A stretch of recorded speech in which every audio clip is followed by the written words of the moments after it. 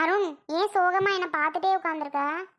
ஏன் சோனி நமக்கு மட்டும் மேலும் மேலும் சோகமும் கஷ்டமும் கடவுள் கொடுத்துட்டு இருக்கு. சொல்லு. முன்னாடி ஒரு குழந்தை இப்படி ஆயிடுச்சு.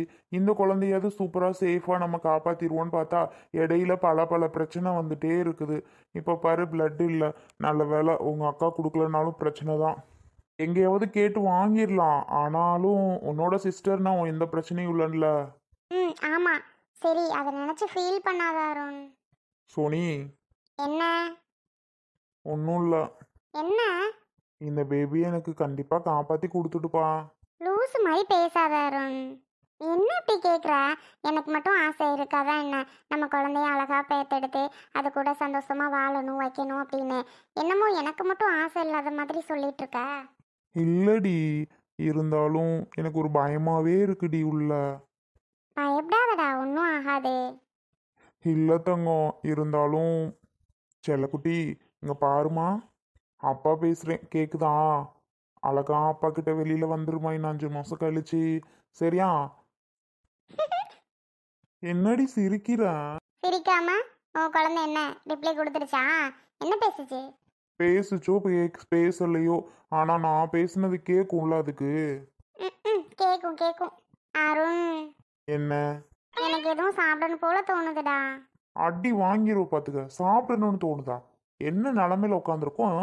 திங்கிறதுலே இருடி திண்ணி பண்டாரம். இப்படிலாம் இருக்காதடா. நீ இப்படி சொல்லுவேன்னு நான் நினைச்சே பார்க்கல. அப்படி இல்லடா தங்கம். பிளட்டு ஏத்திட்டு இருக்கோம்ல, ஏத்தி முடிச்சதும் உன்னை கூப்பிட்டு போய் உனக்கு என்னென்ன வேணுமோ நீ வாங்கிக்கோ. சரியா? நிஜமாவா அருண் சொல்ற? ஆமா. ஓகே ஓகே, அப்ப ப்ராமிஸ் பண்ணு. என்ன ப்ராமிஸா? அடி வாங்கிரும் பாத்துக்கோ ப்ராமிஸ்லாம் கேட்டுட்டு இருந்தேனா. நீ படுக்க ஒருவேளை என்னை ஏமாத்திட்டனா? ஐயோ, உனக்கு வாங்கி தானே, தின்னு. சும்மா இப்போதைக்கு பேசாம படுத்துரு. எனக்கு தாண்டி பயமா இருக்கு உன்னை நினைச்சா. எப்படிதான் குழந்தைய இப்போ அழகா பெத்தெடுத்து தரப்போறியோன்னு. ஆனா உனக்கு எந்த பயமே இல்லை பாத்துக்க. கூலா இருக்க நீ பாட்டுக்கு. எனக்கு தெரியும் எதுவும் ஆகாம அழகா பேபி வந்துரும் அப்படின்னு. நீ தான் சரியான பயந்தாங்குழியா பயந்துட்டே இருக்க. முன்னாடி அப்படிதான் நினைச்சோம். நமக்கே தெரியாம என்னென்னமோ நடந்து போச்சு. சொல்லு. அது மாதிரி எதுவும் ஆயிடுச்சுன்னா அதுக்கு தான் அப்பப்போ ஏதாவது மாதிரி வேற அது இல்லை இது இல்லைன்னு சொல்றாங்க பத்தியா. அதெல்லாம் ஒன்றும் ஆகாது. ஓகே. சத்யா போயிட்டாளா? தெரியல. அர்ஜுனும் சத்யாவும் வெளியில வெயிட் பண்றோம்னு சொன்னாங்க. ஆனா காணும்.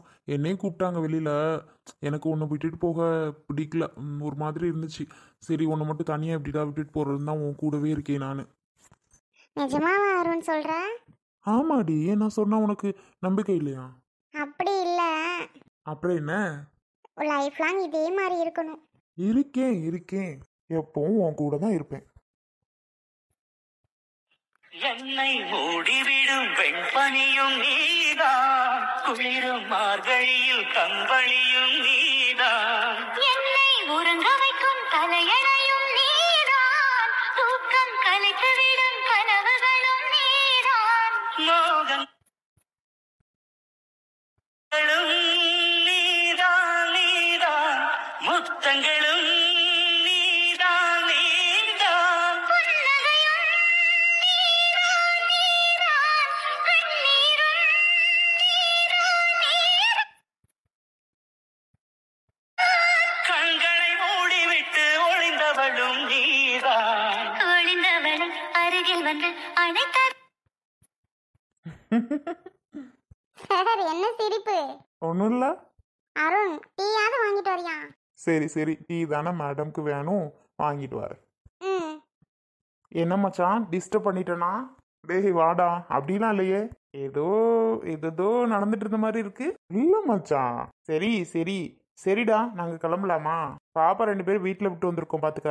அழுதுருவாங்க, அதான் கிளம்பலான்னு பார்த்தேன். ஓகே மச்சான், நீ பார்த்து கூட்டிட்டு போ. நான் அந்த இது ஏறுனதும் நான் அவளை கூட்டிட்டு போறேன்டா வீட்டுக்கு. ஓகேடா. என்ன சத்யா, போலாமா? போலாம். சோனிட்டு சொல்லிட்டு வா. சரி சோனி, போயிட்டு வரேன். அருண், வரேன். சரிங்க சத்யா. சரிப்லா. போட்டுமா இருக்கட்டுமாப்லா? பரவாயில்லப்லா, நீ போ. இங்க என்ன பிரச்சனை? அருண் தான் இது ஏறினதும் அதுக்கப்புறம் நாங்க வீட்டுக்கு கிளம்பிடுவோம். வேற என்ன வேலை, இங்கே தங்க போறோம். நீ போப்லா, நாங்க பாத்துக்கிறோம். சரி, ஒன்றும் இல்லைல்ல, நாங்கள் கிளம்பலாம்ல. இங்கே ஒன்றும் இல்லை சத்யா, நீங்கள் கிளம்புங்க. சரிங்க மாமா, வாங்க போவோம். ம் சரி சத்யா, போகலாம். மச்சான் பார்த்துக்கடா, ஏதாவது பிரச்சனை அப்படின்னா கால் பண்ணு, சரியா?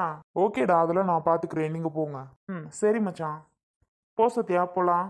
வாங்க. சரி சோனி, டீ கேட்டி வாங்கிட்டு வருவான். வாங்கிட்டு வாப்பா. செல்லக்குட்டி பத்திரமா படுத்துக்கோ, என்ன போயிட்டு வாங்கிட்டு வரேன். ஓகே. வசந்தி, வசந்தி, வசந்தி, எதுக்கு என்கிட்ட வந்து பேசுறீங்க இப்ப? எதுக்கு இப்ப வந்து என்ன கூப்பிட்டு இருக்கீங்க? திரும்பு. என்ன உங்களுக்கு பிரச்சனை? எதுக்காக இப்ப வந்து என்ன கூப்பிட்டு இருக்கீங்க? என்ன தொற வெள்ளலாம் வச்சுக்காதீங்க. இப்போ என்ன ஆச்சுன்னு இவ்வளோ கோவப்படுற? என்ன ஆச்சுன்னு இவ்வளவு கோவப்படுறேனாவா? உங்களால எவகிட்டயோ நான் போயிட்டு அடிவானா வாங்கிட்டு வந்து உட்காந்துருக்கேன். வசந்தி, என்ன சொல்ற? யாருக்கிட்ட? வேற யாரு? உங்க கூடவே திரிவானே ஒருத்தன் மஞ்சள் சட்டை, அவன்கிட்ட, அவன் பொண்டாட்டிக்கிட்ட தான். என்ன வசந்தி சொல்ற? நீ எதுக்கு அங்க போன? எங்க அவன்னு பார்க்க தான் போனேன். தயவு செஞ்சு என்கிட்ட பேசுற வேலையெல்லாம் வச்சுக்காதீங்க, போங்க அங்கிட்டு. வசந்தி, நான் செஞ்சது தப்பு தான், இல்லைன்னு சொல்லல. எனக்கு இப்பதான் புரியுது. எல்லாரும் என்னோட நன்மைக்கு தான் சொல்றீங்க, ஆனா நான் தான் புரிஞ்சுக்காம இப்படி பண்ணிட்டு இருக்கேன். இல்ல வசந்தி, எல்லாரும் என்னோட நன்மைக்கு தான் நீங்க எல்லாரும் என்கிட்ட சொல்லிட்டு இருக்கீங்க, ஆனா அது எனக்கு புரியாம நான் பாட்டுக்கு பண்ணிட்டு இருக்கேன். தயவு செஞ்சு எதுவும் வந்து என்கிட்ட பேசாதீங்க, அவ்வளவுதான் சொல்லுவேன். வசந்தி, விடு வசந்தி, எல்லாம் புரியுது வசந்தி, தயவு செஞ்சு மன்னிச்சுக்கோ வசந்தி. என்னது? உங்களை மன்னிக்கணுமா?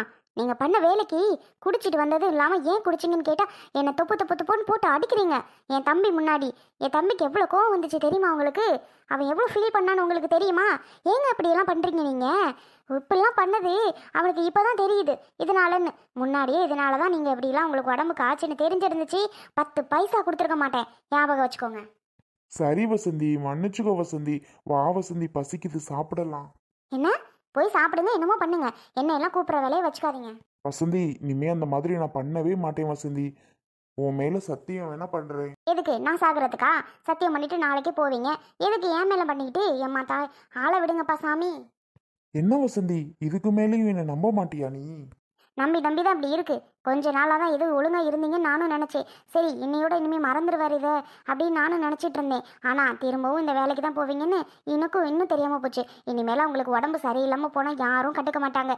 ஏன், நான் கூட உங்க இனிமேல் கண்டுக்க மாட்டேன். எப்படியோ போய் தொலையிட்டோம் அப்படின்னு சொல்லிட்டு நான் பாட்டுக்கு விட்டுருவேன். அவ்வளோதான், பார்த்துக்கோங்க.